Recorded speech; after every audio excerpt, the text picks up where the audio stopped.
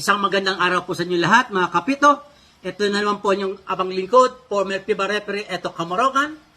Ating talakayin ngayon ay isang article ng Ball Return to Backcourt na mainit na pinag-uusapan sa isang chat group, ang PBRG. Bago po tayo magsimula magtalakay ng Ball Return to Backcourt na ito, ay shout out po muna kay kasamang Mark Antonio Hestoses ng SBP Sorsogon.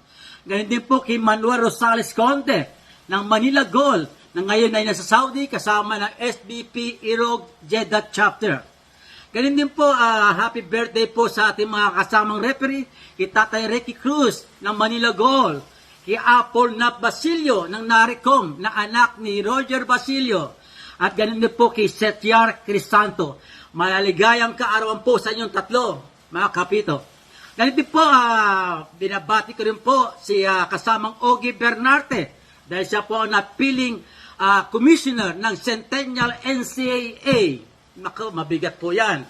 Kaya very memorable po dahil Centennial Celebration ng NCAA.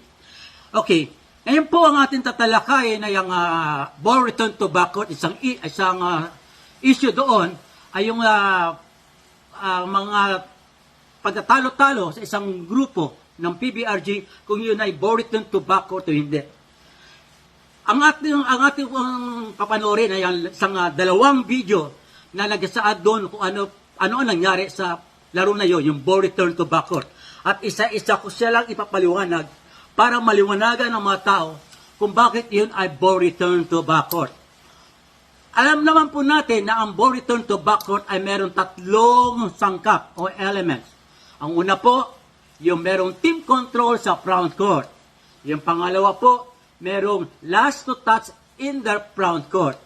At ang pangatlo po ay yung first to touch doon sa backcourt. Pagka-kompleto po yung tatlo na yon, yan po ay ball return to backcourt.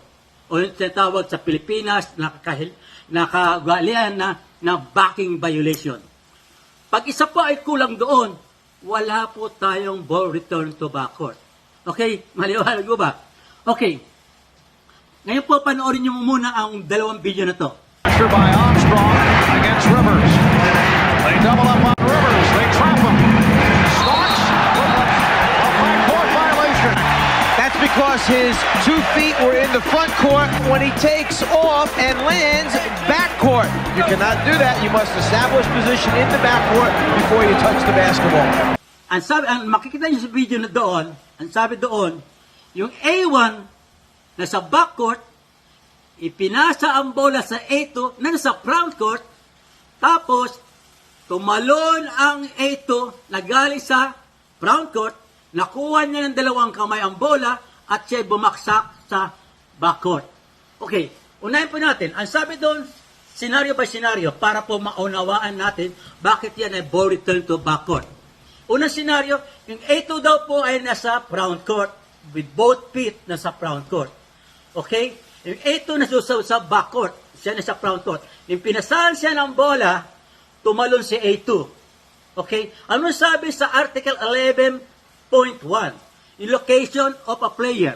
Ang sabi po sa rulebook doon, sa rules ng FIBA, the location of a player is determined by where he is touching the floor. While airborne, he retains the same status doon kung saan siya huling nakaapak. So, ibig sabihin, nung tumalo ng A2, airborne siya, ang status niya po ay front court. Maliwanag ba tayo doon? Nung pinasa ng A2 ang bola, sinalo ng A2 ang bola sa ere, ano sabi po doon sa Article 14.1.2?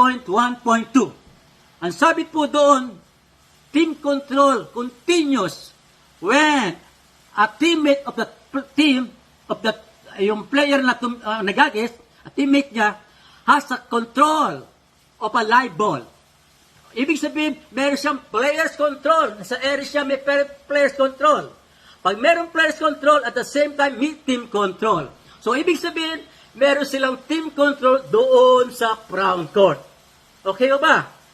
Maliwanag. I-visualize niyo po yun. Yung ito galing sa front court, tumalon, nakatanggap ng bola, ang status niya is still front court. At nakuha niya ang bola, may players control. So pag may players control, merong team control.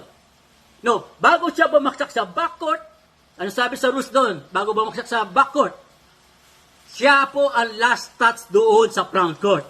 Bago bumaksak sa front court. Pag baksak siya sa backcourt, siya ang first to touch sa backcourt. So, yung tatlong elements is present po, mga kaibigan. Yung tatlong elemento na yon, yung team control in the front court, yung last to touch in the front court, at first to touch doon sa backcourt.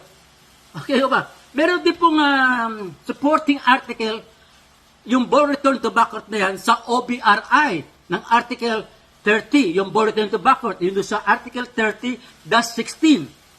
Ang sabi sa article 30-16, tatagalugin ko na para maunawa natin, yung A2 daw po ay A1 nasa backcourt, ipinasa niya ang bola sa kampi A2, nasa airborne ng kakampi niya, nasalo ang bola at bumaksak doon.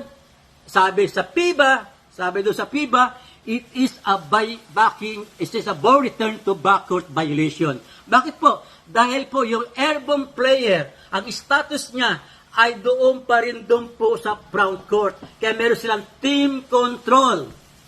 Okay ba? Kaya at least sana maunawaan natin to.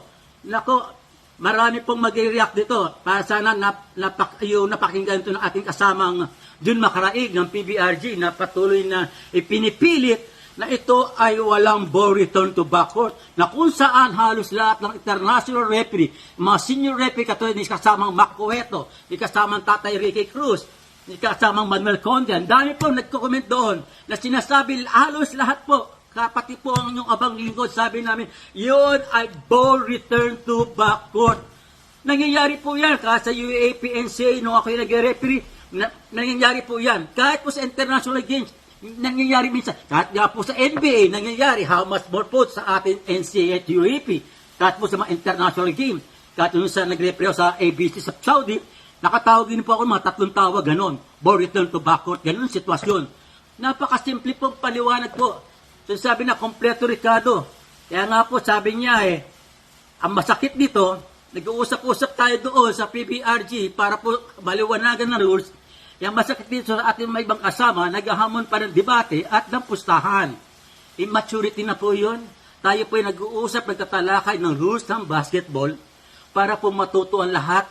Hindi to para sa amin. Hindi po to para sa mga international referee. Hindi po to sa mga FIBA commissioner.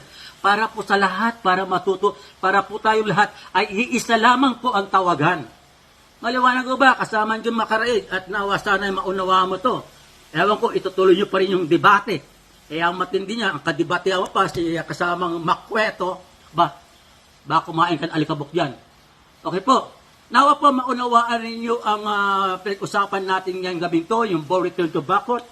At nasusunod po, iba pang ball return to backcourt ang ating tatalakayin.